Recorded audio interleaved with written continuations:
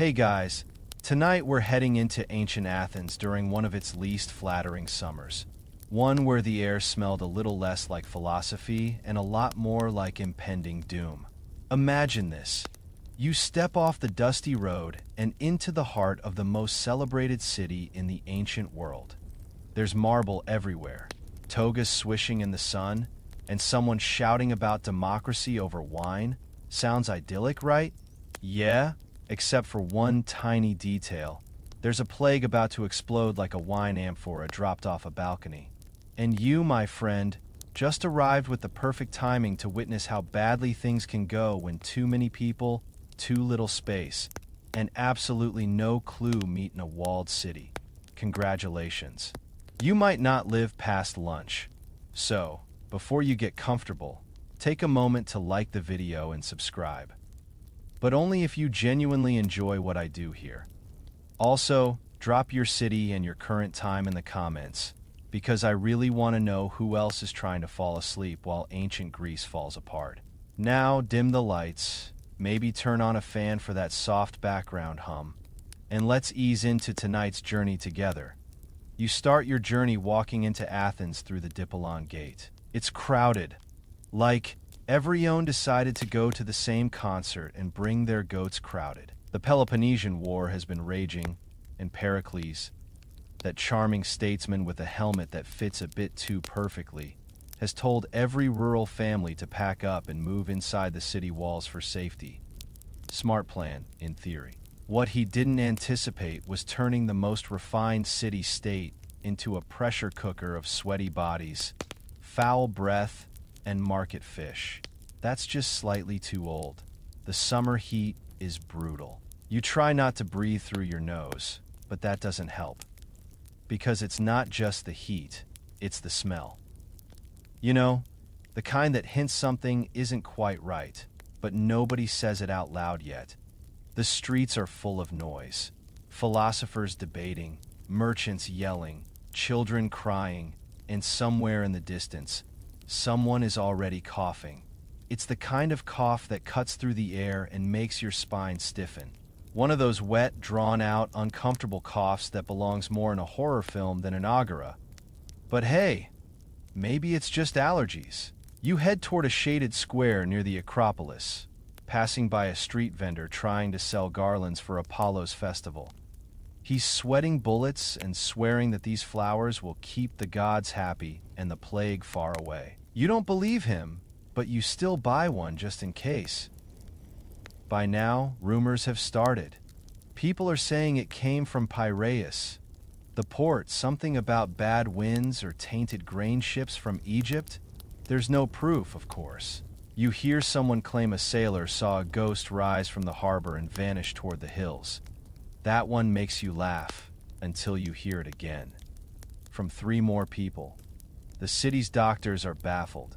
To be fair, this is ancient Greece, where medicine is a mix of actual observation and some truly questionable experimentation.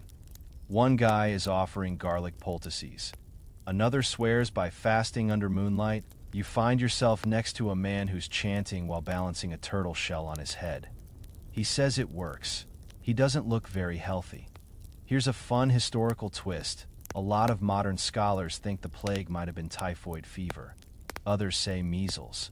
Some argue for smallpox, and, classic academia, they still haven't agreed. One historian even floated the idea that it was a new kind of virus never seen before or since. So basically, if you feel confused, you're in great company. Back to your predicament, you're getting thirsty. You stop at a communal fountain near the agora, only to find a line of people waiting, arguing over who gets to go first. The water tastes metallic. That might be imagination, or it might be whatever's already spreading through the pipes. You wipe your mouth and try not to think about it. Night falls. You try to find a place to sleep, but the inns are overfilled, and many families are sleeping in the streets. The wealthier citizens have barricaded themselves in their homes, their doors shut tight with bundles of herbs dangling above. One man tells you they're plague-proofing with oregano. Another recommends thyme in the sandals. Honestly, you're starting to think these folks would hang olives from their ears if someone said it worked. You find a quiet spot near the temple of Hephaestus. It's cool here, with a breeze whispering through the olive trees. You lie down on a patch of grass and stare up at the stars, trying to calm the racing in your chest. It's a beautiful night. Clear skies. Crickets chirping somewhere. An old man is softly playing the lyre. For a moment, it almost feels normal. Then you hear it again. The cough closer now, a sound that doesn't belong under stars. You pull your cloak tighter and try to sleep, whispering to yourself that it's probably just one guy. One guy who'll get better by morning. He doesn't. And you won't forget this night. The next morning, the city wakes before the sun. Not because of excitement or ambition. No, those got boxed up with the family heirlooms when everyone moved inside the walls. You wake because someone stepped on your foot twice, then sat down beside you and started peeling an onion like it was a sunrise ritual. The smell makes your eyes sting, or maybe that's just sleep deprivation. You rub your face, roll over, and are instantly reminded that grass is not a mattress, especially when it's been shared with 50 other desperate city dwellers. A chicken clucks nearby. You don't own a chicken. It stares at you like it's sizing you up for replacement feathers. You stand, stretch, and take a moment to survey your surroundings. Welcome to day 2 of Athenian overcrowding, or as it's starting to feel, day 547 of too many humans, not enough space. You head toward the main road that snakes past the agora, and it hits you. This place is packed, and not just wow. This market's popular packed. It's you can smell people's thoughts packed. Every alley is stuffed with people. Windows are flung open. Kids dangle their feet off balconies, and there's barely room to walk without brushing someone's sweaty arm. You almost miss the fresh, lonely hills outside the city. Almost. See, Athens was never built to hold this many people. But when war's at your doorstep, hello again, Spartans. You do what you have to. Pericles had a plan: move the population into the city, close the gates, and wait out the siege. In theory, it's brilliant. In practice, you're now living in a sardine can, and someone just sneezed in it. You push through a narrow alley, stepping over an overturned basket of figs, only to nearly trip over a snoring merchant. He's sleeping under his stall, wrapped in his own cloaks like a caterpillar of disappointment. You catch a glimpse of the water cistern down the street. It's guarded now. Guards at a cistern. That's never a good sign. Up on the Phoenix Hill, the assembly is supposed to meet, but today it's chaos. You hear someone yelling about sanitation. Someone else argues for more sacrifices to Apollo. Another person loudly suggests burning old tunics to purify the air. You, meanwhile, just want to know if anyone has found more olives that aren't already squishy. The tension is rising. You can feel it in the way people clutch their robes, the way they squint at each other too long. The crowd isn't just dense, it's turning defensive. The moment you cough, just a little, just from dust, 3 people subtly take a step back. You try to laugh it off, but it sticks. The space between people is shrinking, but emotionally, it's a canyon. Around midday, someone starts banging a pot at the temple of Asclepius. That's the god of healing, and the priest there has the unfortunate job of trying to convince people that smearing goat fat on doorposts will help. Some people believe him, some punch him. You keep walking. By now, it's not just discomfort, it's survival mode. Families are fighting over sleeping space. Some folks have started charging others to use their courtyard wells. You hear of a man who set up 3 crates and a blanket and is calling it a healing hut. He's booked until next week. Oh, and this part is real. Athenian public records from later recount how dead bodies started piling up in alleyways. The gravediggers couldn't keep up. That part hasn't started yet in your story, but you can feel it coming. The mood has changed. Even the pigeons seem stressed. What's worse, nobody knows who might be carrying it. There's no understanding of germs here. You hear people blame bad air. Others say the gods are angry, especially Aries, since the war drags on. One woman insists it's because people have stopped being properly respectful of figs. That one gets a laugh. You needed it. Here's a little historical twist for you. Some scholars believe the real vector of the disease might have been contaminated foods stored in cramped warehouses, rotting grains imported from ships parked too long in Piraeus. But again, academic consensus totally up in the air. Some even think rats played a role, though no one in Athens would know to blame them. Rats just get a free pass in this story. Lucky rats, as the afternoon heat sets in, the smells intensify. You catch a whiff of something sweet and sickly. You don't want to know what it is. You head toward the outer edge of the Acropolis, hoping for a breeze. Instead, you find more people. More tents, a man sitting under a fig tree crying quietly into his wine cup. You sit down beside him, offer half your bread. He takes it without a word. That's the kind of day it's been. And as the sun dips, the city quiets just a little. Not because it's calm, but because people are too tired to talk.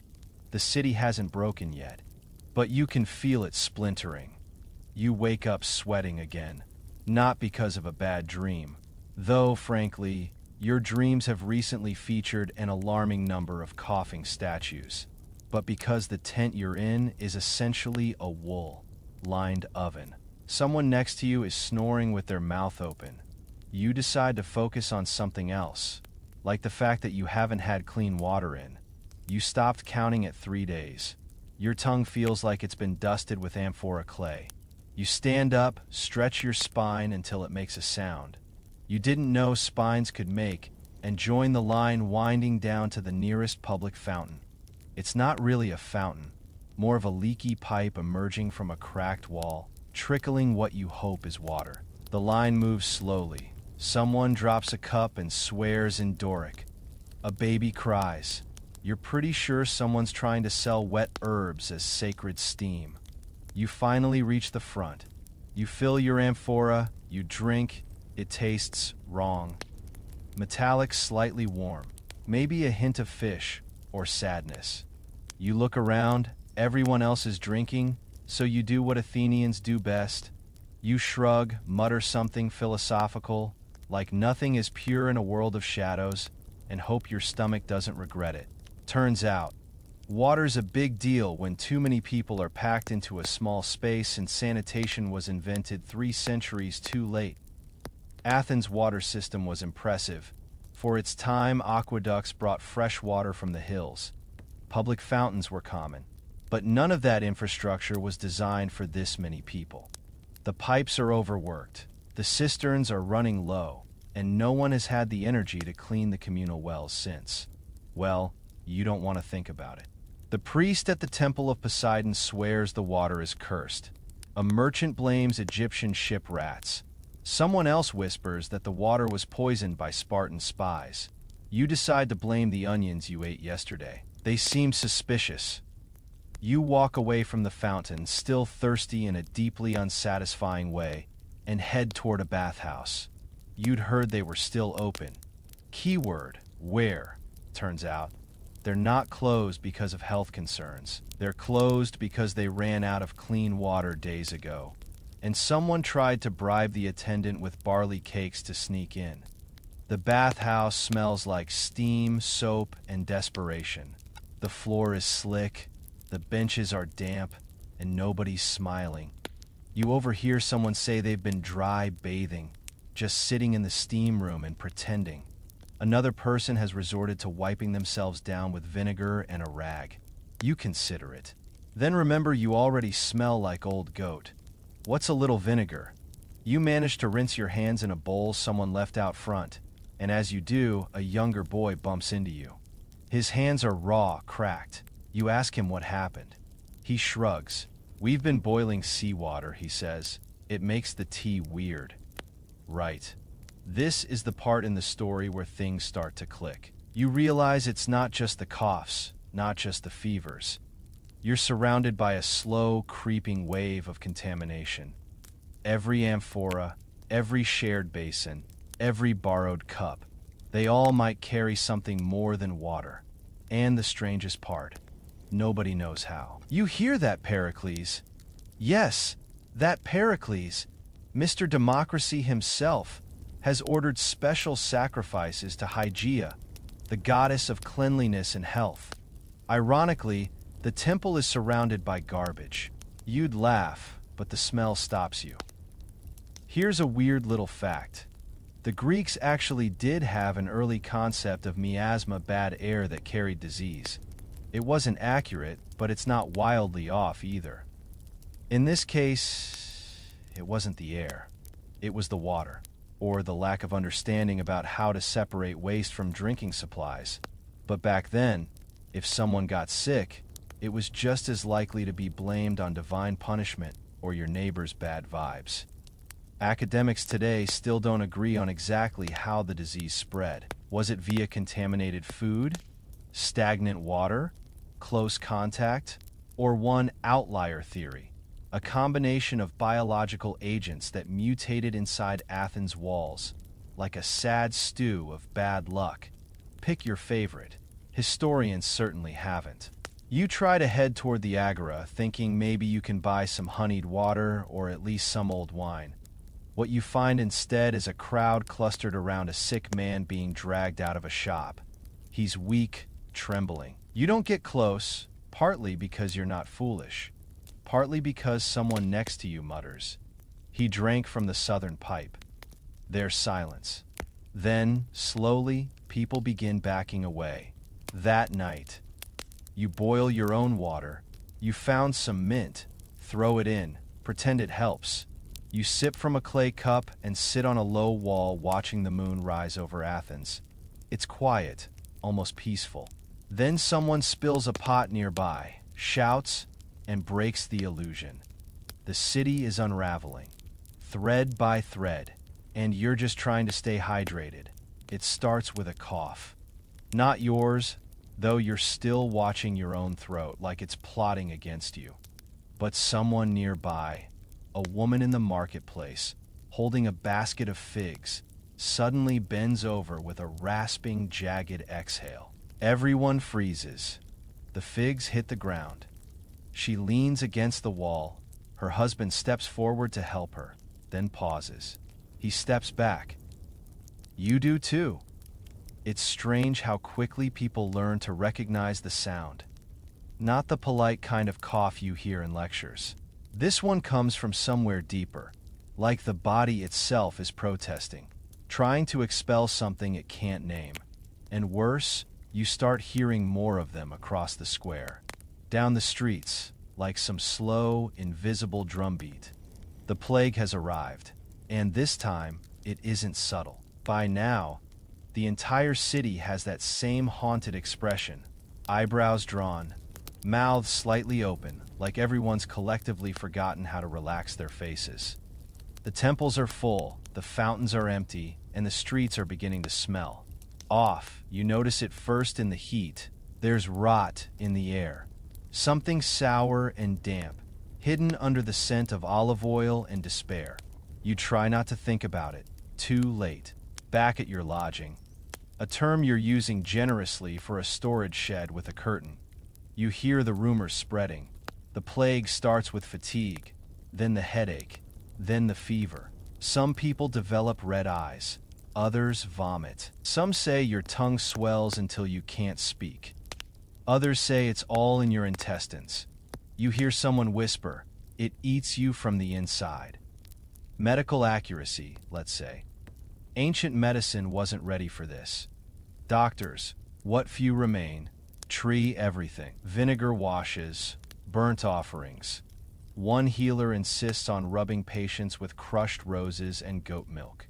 It smells exactly like you think it would.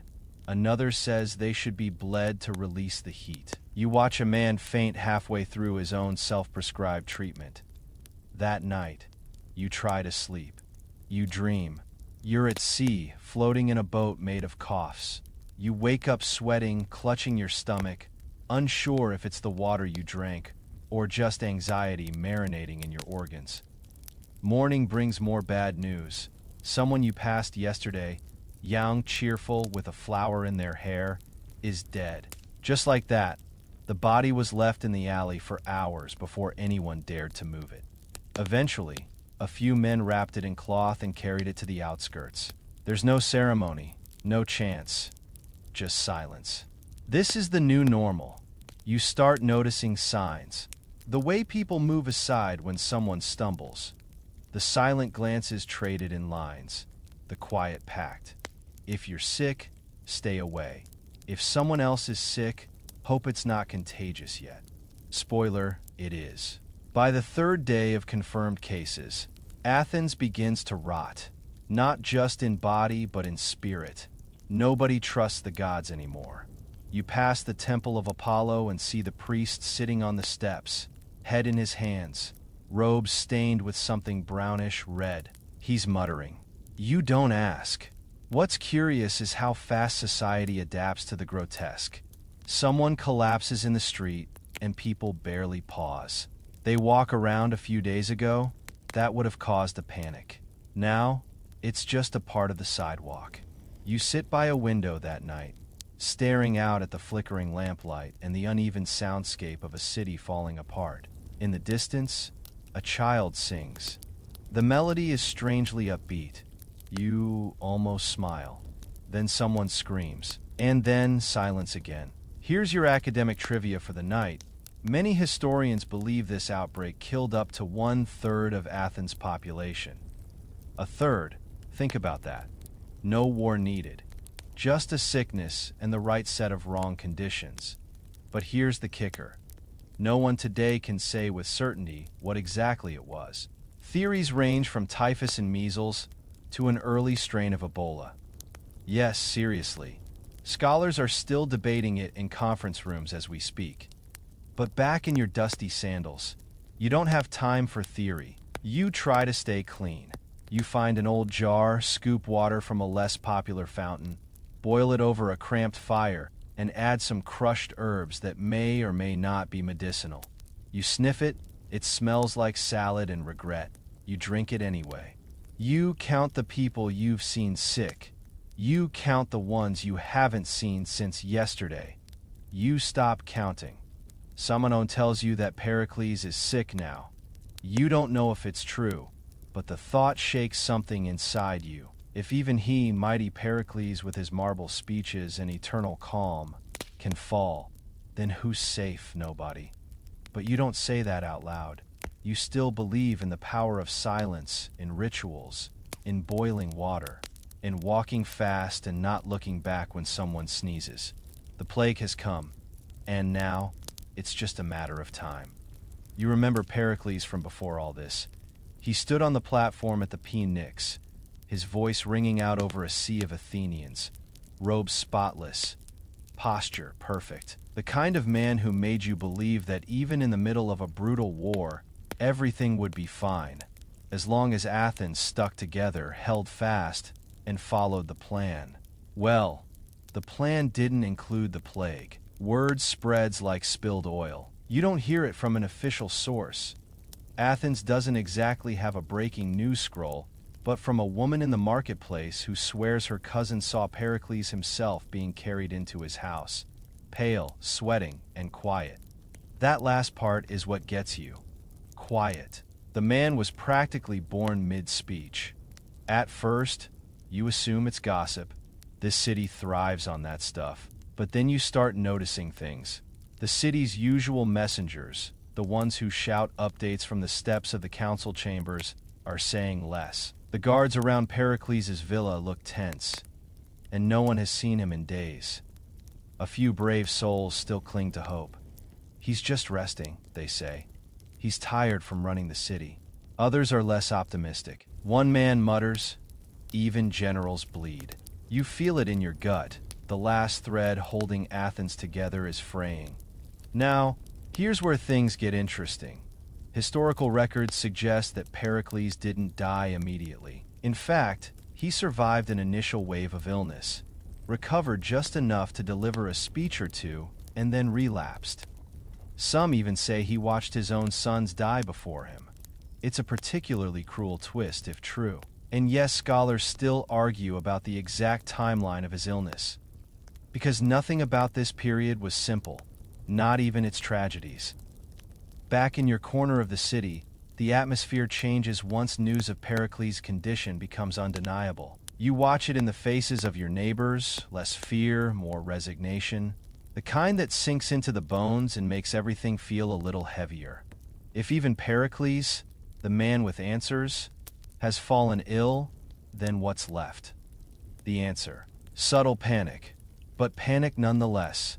You walk by the assembly building and find it nearly empty. The usual debates have dwindled. No one wants to argue over naval strategy when half the council hasn't shown up, and the ones who do show up seem distracted. Eyes darting, fingers twitching, robes more wrinkled than usual. The market is quieter too, not empty, just subdued. Even the fishmongers shout less. Prices skyrocket for anything that even pretends to boost health: garlic, mint, lemons, which aren't even native here, but someone painted one on a pot and now they're trendy. One vendor claims to sell Pericles' personal herbal blend. You don't ask what's in it. You buy it anyway. At the Temple of Athena, people gather in tense clusters. Some pray, some argue. One woman sacrifices a pigeon and bursts into tears. You don't know whether to comfort her or run from the bird. You choose neither. You just stand there watching the smoke rise and wondering if the gods are even paying attention anymore. That night, you pass a boy drawing on the wall with charcoal. He sketched a man wearing a helmet, Pericles' signature headgear. And next to it, he's written, "Don't leave us." It's messy, but heartfelt. You don't know who the kid is, but you understand the feeling. Because Pericles wasn't just a politician, he was the symbol. The marble spine of a city now hunched with sickness. When he finally dies, you don't hear it in words. You see it in the torches that don't light, in the silence where there should have been speeches, in the way people stop talking strategy and start talking survival. That's the real shift. You sit near a closed temple that night, legs stretched out, arms around your knees. A man beside you hums a slow song. You don't know the words, but it calms something in your chest. Above you, the stars keep blinking, uncaring. Steady. It's strange. When the strongest man in the city falls, there's no thunderclap, no sudden scream, and then the city moves on, because it has to. You wake up to the smell of smoke and something sharp in the air. Incense, maybe, or hope burning itself out. The temple of Apollo is swarmed. Again, you'd think the gods had posted office hours, or were handing out plague exemptions, the way people line up. Some are crying, some are shouting. One man is lying completely still in the dirt, arms stretched toward the columns, like that'll speed up divine customer service. You stand nearby, watching the spectacle unfold, like you've stumbled onto a very dramatic piece of street theater. The priest emerges from inside, robes immaculate, face less so. He looks like he hasn't slept in days. You don't blame him. His job is to mediate between panicked humans and silent deities, which is only slightly harder than organizing your grandma's spice drawer blindfolded. People rush toward him with questions. When will the gods forgive us? Is this because of the war? My neighbor insulted Athena in 429. Could that be it? You hear it all. And the priest? He lifts his arms and begins to chant. It's long, melodic, and frankly, beautiful. You can see some people relax a little, like maybe this sound will heal them. But then, halfway through the ritual, someone collapses near the steps. Just drops. No drama, no gasp. Just a thud and a cloud of dust. Everyone freezes. The priest falters, the chant breaks. And the crowd breaks too. Some rush to help. Most take 2 steps back. You stand still, stuck between pity and self-preservation. A young woman kneels by the fallen man and presses a shaking hand to his forehead. Still breathing, she whispers. No one moves. The ceremony doesn't resume. It never does. This is how it's been lately. More people turning to the gods. Fewer signs the gods are even paying attention. You walk away slowly, sandals kicking up dust, and realize something odd. The shrines are full, but the hope is thin. There's only so long people can beg into the void before their voices get tired. You pass another temple, this one to Asclepius, the god of healing. The steps are stacked with offerings, bread, figs, small wooden carvings of feet and hands for healing those exact body parts. A statue of Asclepius looks down, beard perfect, expression unreadable. You wonder if he's even watching. He hears something strange. Historical records suggest that during the plague, many Athenians turned away from the gods altogether. At first, they prayed harder, sacrificed more. But when nothing changed, when more bodies piled up, when no vision or omen came, they began to stop. Stop worshiping, stop sacrificing, stop hoping. It wasn't rebellion. It was exhaustion. And yet, the temples still bustle. Not with belief, maybe, but with routine. A sort of spiritual muscle memory. Because if you stop praying, what's left? You walk toward a smaller shrine. One you've always liked. Hestia, goddess of the hearth. It's quiet here. Peaceful. A woman sits beside the flame, braiding strips of cloth. She nods to you. You sit beside her, wordlessly, and warm your hands near the flame. It flickers, steady. She doesn't speak. You don't either. There's something comforting about this fire. It's not asking anything. It just burns. It smells like lavender and ash. Then, from the road, a new chant begins. A different temple, a different priest, a different crowd trying the same thing again. You sigh. Maybe that one will work, maybe not. Later that evening, you overhear someone say, "The gods aren't angry. They're just gone." Another replies, "No, they're testing us." A third shrugs. Maybe the gods got sick too. You don't comment, but privately, you wonder if the gods ever knew what they were doing with humans in the first place. Here's your bit of academic spice for the night. Scholars have long debated the impact of this moment on Greek religion. Some argue it created a permanent fissure in faith, paving the way for more philosophical, even skeptical schools of thought. Others say it just exposed what had always been true, that belief was less about answers and more about ritual, rhythm, and not falling apart. You sit by the fire a little longer. You close your eyes. No visions come. No thunder cracks. No birds circle overhead bearing omens. Just the soft sound of cloth weaving and a quiet flame that keeps you company in a city too crowded for peace and too silent for answers. You're starting to notice a pattern. The more people get sick, the more advice you hear. And the advice, let's just say it ranges from, "That might help," to, "Absolutely not. What are you doing?" Which is why you find yourself staring today at a man in a blue himation who is vigorously rubbing onions on his chest. "Doctor's orders," he says with complete confidence, not even flinching as juice drips down his stomach. You nod politely and walk away. The thing is, ancient Athens has doctors. Real ones. You've even seen a few. They usually wear tidy robes, carry small pouches of tools, and talk with the sort of confidence only people who have no idea what's going on can maintain. You met one yesterday who insisted you should eat nothing but garlic, avoid the sun, and sleep with your feet elevated toward the east. You asked why? He said it encourages balance in your bile. Sure, why not?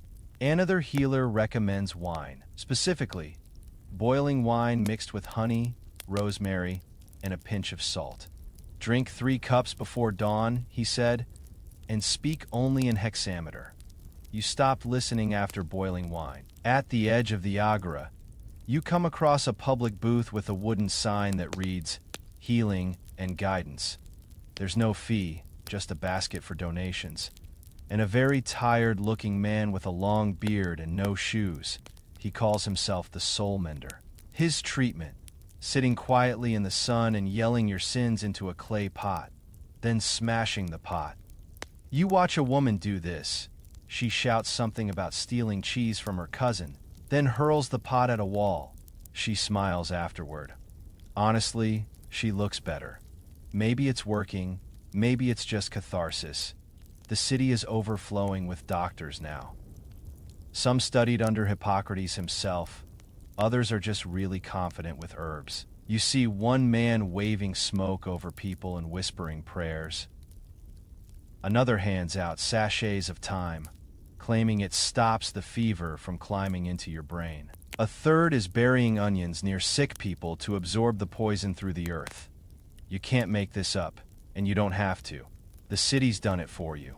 Historically speaking, Greek medicine at the time was a blend of science, superstition, and pure improvisation. They believed in bodily humors, blood, phlegm, yellow bile, black bile, and that disease was caused by an imbalance among them. A headache, too much heat, coughing, bad phlegm, sadness. Your bile is lazy. Treatments ranged from bleeding to fasting to bathing in aromatic oils. Some worked, some definitely didn't. And modern scholars, surprise, they're still debating how much of ancient Greek medical theory was practical versus symbolic. Some think it laid the groundwork for rational medicine. Others argue it was just a sophisticated way of guessing. That's the word that sticks with you, because that's exactly what this feels like. A city full of people guessing. Guessing what helps. Guessing what hurts. Guessing how to stay alive. You visit a friend who's gotten sick, not dangerously so. Yet, but enough to make you uneasy. He lies on a mat, cheeks flushed, sweat soaking into the fabric. A healer sits beside him, calmly explaining that the fever needs to burn itself out. She hands you a jar of crushed mint and says to place it under his tongue every hour. Mint cools the bile, she says. You want to ask how she knows. You don't. You just do it. Because at this point, doing something, anything, feels better than standing there. That night, you hear a new theory from a traveling merchant. The sickness only affects people who sleep with their heads pointed south. You think he might be joking. He isn't. You check your sleeping position anyway. And here's the thing. Despite all the odd treatments and contradictory advice, a few methods actually help. People who isolate early, sometimes they survive. People who boil their water, keep clean, and avoid crowds. Sometimes they don't get sick at all. But even these successes feel like accidents, lucky guesses in a game with too many variables and no rules. You sit on a rooftop that evening, watching the sun dip behind the Parthenon below. Someone is trying to chant a cure using pan flutes. It's not working. You close your eyes. Try not to think about garlic, or pots of sin, or your friend, sweating through another night. The city hums with well-intentioned noise, and you're just trying to stay one step ahead of it. You can smell the fire before you see it, not the cozy. Let's gather round, and tell myths kind of fire, but something more sour, more final. You turn a corner near the edge of the residential district, and there it is. A long line of people, each carrying something wrapped in cloth. Some bundles are tiny. Some are far too heavy for the ones holding them. No one is speaking. The hill beyond the line is scorched black in patches. Smoke curls up lazily into the morning air, where birds no longer sing. The pyres have been burning non-stop for days now. And judging by the expressions on the faces in front of you, they'll keep burning for many more. You stand there, unsure if you should move closer or just back away slowly. A man with hollow cheeks and no sandals walks past, holding what looks like an urn. He doesn't cry. He just walks. This wasn't how funerals used to be. You remember the old ways, the wailing, the offerings, the chants. Families would gather, clean the body, dress it with care, coins on the eyes, a proper farewell. Now, there's no time for rituals, no time for grief. The dead are piling up too quickly for customs. You pass by the edge of the pyre fields and see a woman kneeling beside a mound of rocks. She's whispering something into the dirt. You can't hear what she says. You don't ask, but the way her shoulders shake, quiet, rhythmic, it hits you harder than any speech could. A few men stand nearby, overseeing the fires. You recognize one of them. He used to be a carpenter. Now, he's something else. He meets your eyes and shrugs, as if to say, this wasn't in the job description. And you believe him. Here's the eerie part. People have started rushing funerals. Not scheduling them, not asking for help, just doing it. If they wait, they might not be, or worse, someone else might take the body away. You've even heard rumors, hushed and half denied, of families fighting over pyre spots. One man supposedly threw someone else's body onto a fire just to make room. That afternoon, near the lower slope of the hill, two men begin shouting at each other. One's holding a stretcher, the other points to the flames. Too late, he says. It's already lit. The stretcher man doesn't respond. He just walks forward, eyes empty, and drops the body anyway. They both watch it burn.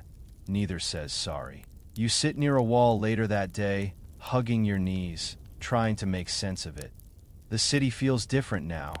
Not just sick, but tired, worn thin. People walk with heads down, shoulders hunched, like the air itself has weight. You overhear a boy ask his father, "Why don't we cry anymore?" The father doesn't answer. Academics still study this shift. Some argue it marked a psychological rupture in Athenian culture, a moment when grief became too big to process, so people stopped trying. Others say it was a logistical failure, just too many bodies, not enough wood, and no time to do it right. Either way, the result was the same. Ritual gave way to necessity. Even the city's dogs have changed. You spot one chewing on what you hope is just old bread. It probably isn't. You don't investigate. You try to sleep that night, but every time you close your eyes, you see smoke. You lie awake for hours, listening to the distant crackle of fire and the occasional shout. Somewhere nearby, someone is building another pyre. You can tell by the sound of wood being stacked. It's oddly rhythmic, almost soothing, in a terribly bleak sort of way. You want to feel something, grief, maybe anger, but mostly you just feel numb. That's what this city has become. A place where the fire never stops, and no one has the energy to mourn properly. You look up at the stars, they're still there. And for once, you wish they weren't. By now, the rules don't really exist anymore. Not official ones, anyway. The ones that said who could speak in the assembly, how many goats you could bring to market, when to pour wine during a feast. Gone disintegrated like scrolls left out in the rain.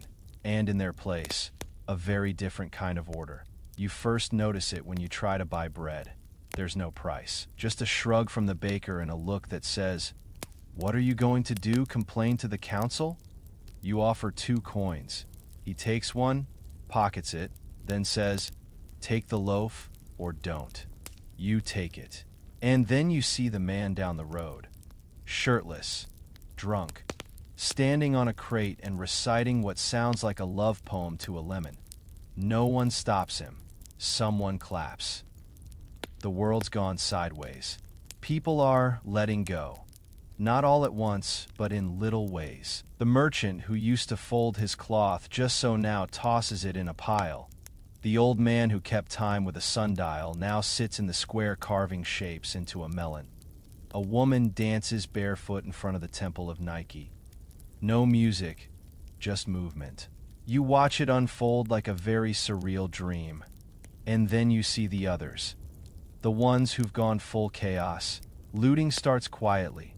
Someone slips into a closed shop, comes out with a jar of honey. No one blinks next. It's amphorae, tools, furniture. You pass a house where two men are arguing over a bronze mirror. One says it belonged to his aunt. The other says possession is 9/10 of whatever law still matters. You keep walking. Here's the uncomfortable truth. When death feels random, some people try to outrun it with meaning. Rituals, philosophy, quiet reflection. Others sprint in the opposite direction, arms flailing, screaming, "If the world's ending, I'm getting wine." Athens has both. You're somewhere in the middle. One afternoon, you see a man dressed like Dionysus. Grapevine crown, purple robe, sandals wrapped in ivy. He parades down the street, throwing flower petals and shouting, "I am free." Someone follows behind, playing the lyre badly. A few kids cheer. Someone else throws an olive at his head. You laugh, then stop, because it's funny and terrifying. Here's a lesser-known fact. Some historical sources describe the breakdown of social customs in remarkable detail. People drinking in public, ignoring marriage vows, hoarding goods, throwing festivals with the last of their wealth. It's not universal. Many Athenians remain deeply cautious, even rigid. But the shift was real. When the future shrinks, the present gets loud. And scholars surprise. They argue about whether this was a natural coping mechanism or a societal collapse. Some think it was both. Others think humans are just weird when scared. Honestly, that tracks. Back to your evening. You sit on a roof with three others, none of whom you knew a week ago. One's a stone mason, one used to be a playwright. The third just says she owned a very angry goat. You pass around a clay cup filled with something that tastes like fermented regret. Someone starts singing. It's bad. It's also the best thing you've heard in days. There's laughter, and it's real. Not the forced kind, just a simple moment shared in a world that's slowly crumbling. Then, down below, you hear shouting. Not playful shouting, angry shouting. Someone broke into a house. Someone got caught. There's pushing, then silence. No one moves for a long time. Eventually, someone says, "We should go inside." No one argues. You lie awake that night, thinking about freedom, how fragile it is, how quickly it mutates when structure disappears. It's a strange kind of freedom, this rootless, feverish, like holding a torch in a dry forest and pretending you're safe because you're the one holding it. And the city? It keeps spinning. Out of rhythm, out of control, but still, somehow, spinning. You haven't seen Socrates lately, which wouldn't be a big deal, except the man used to be everywhere. Standing in the middle of the agora, questioning everyone from merchants to midwives, asking things like, "What is justice?" Or "Can courage exist without fear?" Or, your personal favorite, "Do we really know anything at all?" Honestly, it was charming for the first 10 minutes. But now, silence. You pass the stone bench near the olive tree where he used to hold impromptu philosophy sessions. It's empty. Just a crust of bread on the seat, and some faint chalk marks in the dust half. Erased diagrams of what may have been a moral dilemma involving a chicken. You miss his voice more than you expect. Rumor has it, Socrates is still in the city, still alive. Just quieter. Reflecting, possibly staying inside to avoid catching the plague. Or worse, accidentally questioning someone who's too tired to argue. You imagine that scene. Socrates. And what is death truly? A sick man coughs directly at him. Socrates, right. I'll see myself out. The philosophers aren't gone, they're just observing. You overhear two of them near the old marble. Well, arguing over whether the sickness proves fate or randomness. One says it's divine punishment, the other says it's just atoms colliding in unfortunate ways. They both sound like they want to win, but neither looks convinced. That's kind of the theme lately, people saying things just to feel like they still know what they're talking about. You wander through the academy grounds, they're quieter now. No public lectures, no Socratic circles. Just a few dusty scrolls scattered near a bench, and the soft sound of sandals dragging across stone. Someone has written a message on a wall in charcoal. Wisdom is useless if you're dead. You stare at it longer than you meant to. Here's a bit of history for your nightcap. Athens, at this time, was still a cradle of intellectual fire, even during the plague. Even amid fear and death, minds like Socrates, Sophocles, and Thucydides were here, watching, writing, asking questions. Some of the era's greatest philosophical insights were born not in safety, but in suffering. And of course, scholars still debate what impact the plague had on Athenian philosophy. Did it make thinkers more skeptical, more spiritual, more focused on ethics? No one agrees, which is ironic, considering these were the folks trying to define truth. You sit under a fig tree, watching the light shift across the stones. You remember something you heard Socrates say once, right before you ducked out of one of his longer speeches: the unexamined life is not worth living. Back then, it felt profound. Now, it feels exhausting. Because what is there to examine in a city like this? You wake up. You try not to get sick. You help a neighbor boil water. You listen to another neighbor scream about being cursed. You eat whatever isn't rotten, then you sleep. And if you are lucky, you wake up again. Somewhere in all that, you're supposed to contemplate virtue. Still, you can't help it. The questions come. Late at night, when the firelight flickers and the coughing has died down, you catch yourself wondering, if life is fragile, what matters? If death is random, how do you choose?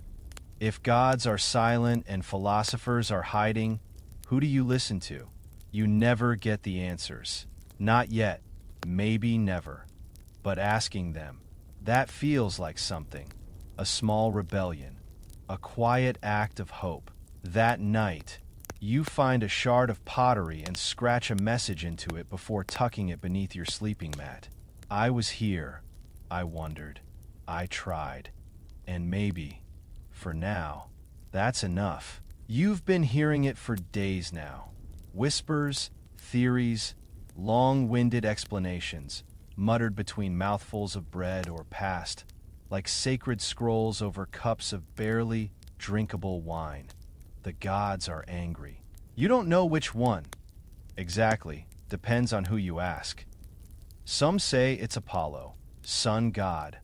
Plague launcher, occasional music critic. A sailor swears the first cloud over the port looked like his bow drawn back.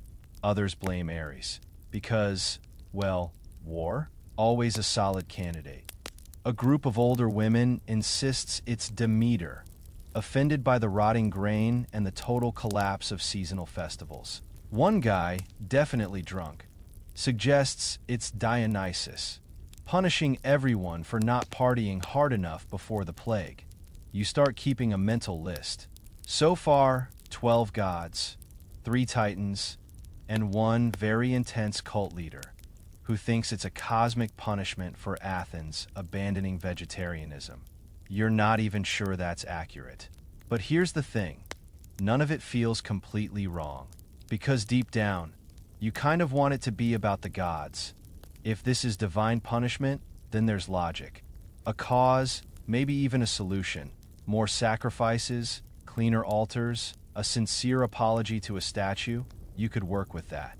But if it's not the gods, if it's just random, natural, ugly, and silent, then what are you supposed to do with that? You head to the Acropolis, where the great temples perch like stubborn birds over a city that's slowly unraveling. The Parthenon still shines in the sun, white marble, gold accents, but even it feels quieter now. No songs, fewer offerings, just a trickle of people lighting candles, leaving tokens, whispering prayers with tired voices. You sit on a low step, watching a little girl tuck a doll beside a statue of Athena. Her mother stands behind her, hands clasped. You don't interrupt.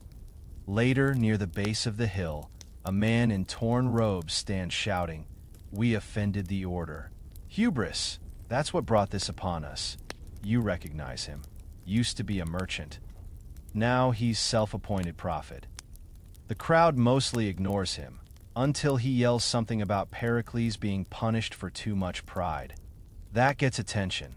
You edge away. Here's your weird historical tidbit of the evening. During the plague, many Athenians genuinely believed the city was being punished for arrogance. The pride of empire, the long speeches about greatness, the constant expansion. Hubris, they called it. And hubris, as every Greek child knew, always ended badly in the stories. Modern scholars are split again. Some think this belief helped people process the chaos. Others argue it paralyzed them, made them feel powerless. One particularly poetic academic once wrote, "In a city of thinkers, guilt became religion." You think about that as you pass the temple of Hephaestus. Someone's written in charcoal on the side wall, "If the gods are silent, maybe they agree." You don't know whether to be offended or impressed. That night, you dream about a staircase leading up into the clouds. At the top, you find all the Olympians lounging in togas, arguing over whether humans are worth the trouble. Apollo says no. Athena says, maybe. Dionysus is asleep under the wine table. When you speak, none of them look at you. You wake up unsettled, but not surprised. Later, at a makeshift shelter near the marketplace, someone tries to start a prayer circle. "Let's ask Artemis for protection," he says, holding up a laurel branch like it's a staff. 3 people join. One walks away, one laughs. You stay, if only to see how it plays out. They chant, they offer bread. Nothing happens. No sign, no wind, no glowing light, but they don't look disappointed, just steadier. And you realize maybe the gods aren't answering, but maybe that was never really the point.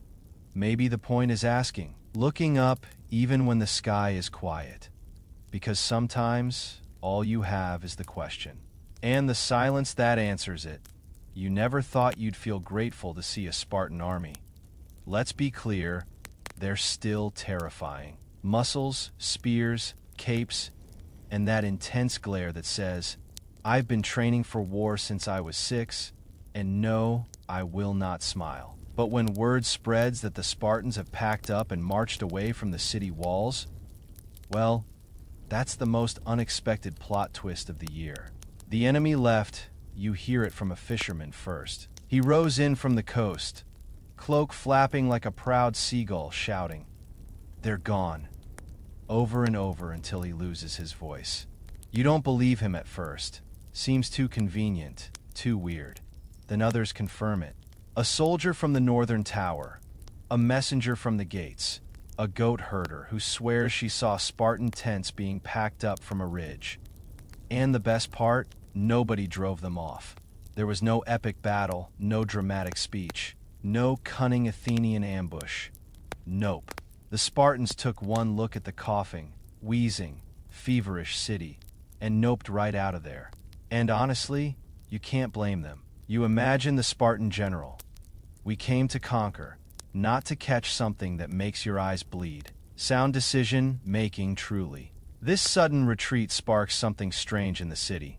Not celebration, Athens is too tired for that, but a shift, a brief, flickering sense of absurd victory. You hear someone say, "We've weaponized our own misery." Somebody else replies, "We're gross and dangerous. We win." A man near the Temple of Ares starts jokingly listing Athens' military assets. 1,206 citizens, 4 functioning wells, 0 optimism, and a really aggressive smell. Here's the historical angle. Some scholars believe the plague directly influenced military strategy. With Athens in crisis, Sparta may have feared the disease would spread to their own troops. Better to withdraw than risk losing an army without even drawing a sword. Of course, not all historians agree. Some say it was coincidence. Others argue it was part of a bigger political calculation. A few even suggest the Spartans left because they'd heard rumors of divine punishment over the city and didn't want to risk offending any angry deities. Either way, the result is the same. For the first time in weeks, Athens isn't under siege. You walk up to the old defensive wall that now feels oddly ornamental. A few guards linger, mostly out of habit. One waves lazily at you. "They're gone," he says. "But don't get too cozy. The plague's still here." "Thanks." Real morale booster.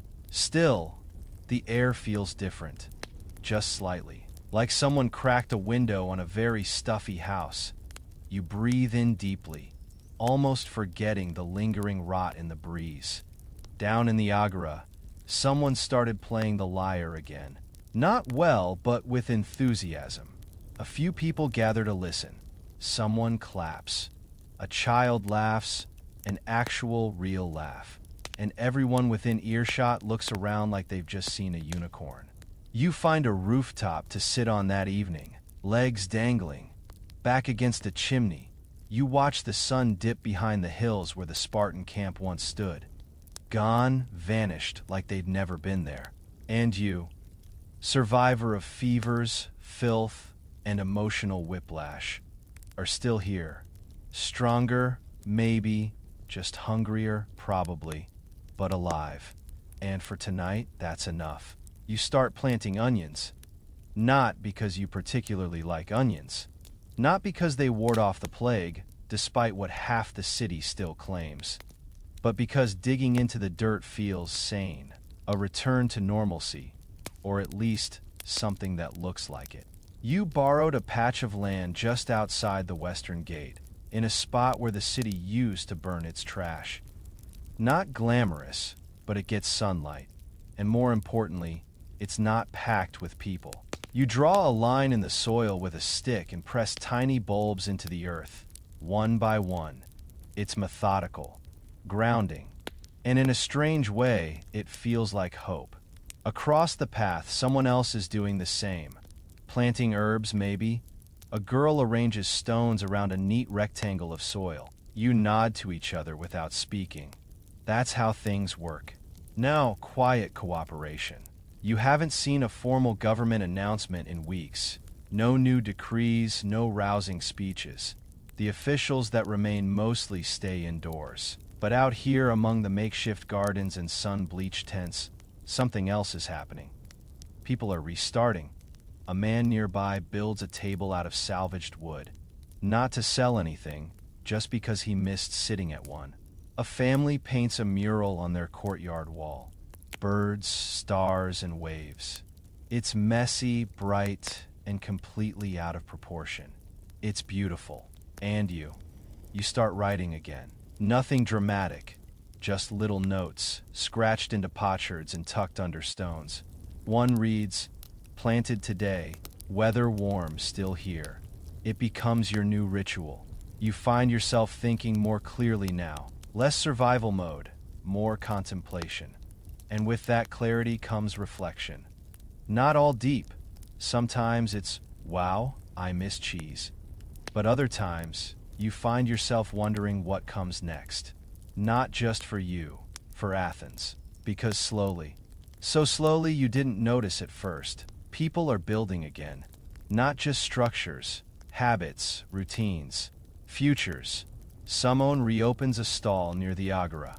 No grand opening, just a basket of bread and a hand-painted sign. Pay what you can. You see the baker wave at an old friend and hand them 2 loaves. You smile. Later, you stumble upon a group of children drawing in the dust with sticks. They're playing a game, one you remember from your own childhood. You watch them laugh and shriek and pretend they're chariot racers. For a moment, you forget where you are. And then there's the poet. He stands near the central square every afternoon now, reciting verses. Not tragic ones, but little odes to silly things, like goat feet or fig juice, or the way sandals slap when you run too fast. His audience, 2 pigeons, and an old woman who critiques his meter. He thanks her every time. Here's a curious historical note. There's evidence that during and after the plague, Athenians didn't just collapse inward. Some turned outward. They wrote plays, they recorded events, they created. Thucydides himself, yes, that Thucydides, was here, surviving, observing, writing what would become one of the most enduring accounts of human endurance. Of course, scholars debate whether this creative energy was rebellion or therapy. Was it defiance, recovery, or just what humans do when they've seen too much? Probably all of the above. You sit by your little onion patch as the sun sets. The soil is still warm. A breeze rolls in from the sea, carrying the scent of salt and thyme. Somewhere in the distance, someone is singing again. You close your eyes. No more pyres, no more chanting, just this. A tiny plant, a slow day. A city remembering itself. One quiet act at a time. You wake up to laughter. Not the nervous kind you've gotten used to. The brittle chuckles that follow grim jokes about mortality. But the real thing, deep, loud, echoing through the narrow street-like music, finally finding its courage again. You follow the sound. It leads you to a small square where a group has gathered. A young man is juggling amphora lids while singing an absurd ballad about a love affair between a statue and a loaf of barley bread. Someone hands you a fig. It's a little squishy, but you eat it anyway. You realize something strange as you chew. It's been weeks since you heard anyone mention the plague. Not because it's gone entirely. People are still cautious. The temples are still half full. Some still cough, but it's not the center of every thought anymore. There's space now for jokes, for plans, even for the return of annoying street musicians. Athens is moving forward, but you can't help wondering, did anyone actually learn anything? You see it in small moments.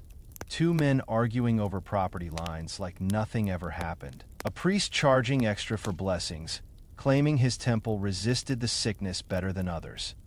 A young politician giving speeches with the same rehearsed confidence you remember from before. We are strong. We are chosen. Athens is eternal. You arch an eyebrow. The playwright you befriended. Yes, he's still around. Somehow puts it more bluntly over a shared drink. Give it 5 years, he says, and someone will build a monument saying we all held hands and conquered death with democracy. You both snort into your cups. Here's the historical irony. Much of what we know about the plague came from people who lived through it and wrote it down. But what didn't get written? The denial, the forgetfulness, the weird human habit of smoothing out rough memories so they don't hurt quite so much. Some scholars say Athens learned resilience. Others argue it learned nothing. That after the ashes cooled, the city slid right back into pride and politics, even chasing new wars.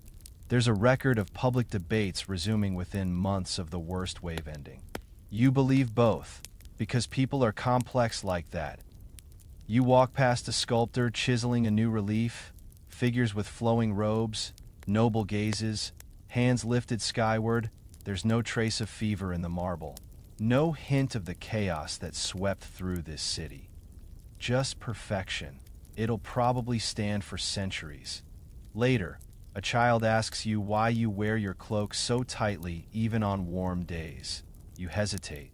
You think about trying to explain about illness and loss and how even now, a sudden sneeze makes your heart race. But instead, you smile and say, because it has a secret pocket for figs. The child laughs, runs off. And you sit there, once again, wondering how long memory really lasts. Maybe this is how it always goes. Disaster strikes, people panic, people recover, and then they rewrite. You pick up a stick and draw a line in the dust. You write, we burned, we endured, we joked anyway. And maybe that's the truth worth passing on. You find yourself walking the same roads again. Same stones, same bends, same crooked olive trees, but they feel different now. like the city itself has softened, as if time and tragedy wore the hard edges down into something gentler. Or maybe you just see it differently. That happens after you've watched everything fray, and then somehow stitch itself back together. The air is warmer today. A breeze brushes against your cheek like a lazy whisper. You pause near the old well, half expecting to see another lineup of desperate faces. But it's empty, clean. Even someone's painted flowers along the side in bright, clumsy strokes. The paint is chipped already, but it doesn't matter. It's alive. There's more color in the city now, not just in paint, though that's everywhere, but in the people. A tailor unrolls new fabric in the agora. Two young men build a wooden cart arguing over wheel size. A grandmother waves fig branches at children like she's blessing them with fruity wisdom. You realize something quietly shocking. Athens is hopeful again. It's not loud hope, not the parade kind. It's quieter, like bread rising, like morning light nudging its way through worn shutters. You climb the Phoenix Hill one more time, where the assembly used to gather in full voice. It's mostly empty now, but a few citizens sit there in a loose circle, discussing something about taxes and goat management. One of them nods at you. You nod back. You've seen a version of every phase this city has lived through. The panic, the collapse, the fire, the silence, the chaos, the rebuilding, and now. Now, you see the return of questions. Not just how do we survive, but how do we live? And that's when it hits you. You've survived something Athens will never forget, and also something it might try very hard to forget anyway. That's how humans work. Pain fades. History gets tidy. The stories grow neat. But you remember the mess. And weirdly, you feel proud of that. Here's your final academic footnote of the night. Thucydides wrote that the plague taught Athens the unpredictability of fortune, the instability of law, and the danger of believing too much in your own brilliance. But others argue he was too bitter, that in all the mess, Athens did find resilience and a strange, stubborn kind of humanity. You'd probably agree with both. You descend the hill slowly. Your joints creak, your sandals are worn. You pass a group of children drawing in the dust again. This time, they're sketching the Parthenon and a really questionable-looking cat. One of them waves at you. You wave back. You don't say anything. You don't need to. You already know what comes next. The night folds in like a well-worn blanket. The city quiets, not from fear now, but from peace. Olive branches sway in the breeze somewhere. A lyre is playing again. Soft notes drifting across rooftops like lullabies meant for the gods. You lie down, the cool stone beneath your back grounding you. The stars scattered above like old friends blinking back from a dream. You think of all the voices you've heard, the ones who made it, the ones who didn't, the ones who laughed anyway, and you breathe. You let the past float gently to the edges of your mind, not to forget it, but to let it rest. Because now, finally, you can rest too. So, close your eyes. Let the streets of ancient Athens fade. Let the firelight dim. And if you dream tonight, make it a quiet one. Maybe about figs,